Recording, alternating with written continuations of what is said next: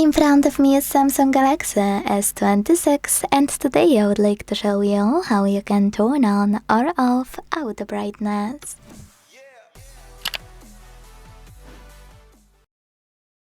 First of all, go into Tab menu.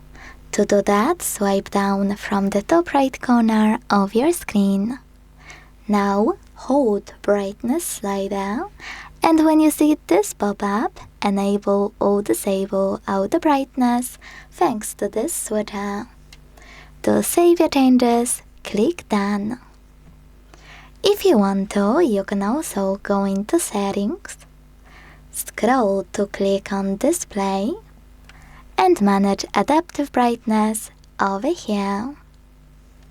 Thanks so much for watching. If you enjoyed this video, leave a like, comment and subscribe. Bye!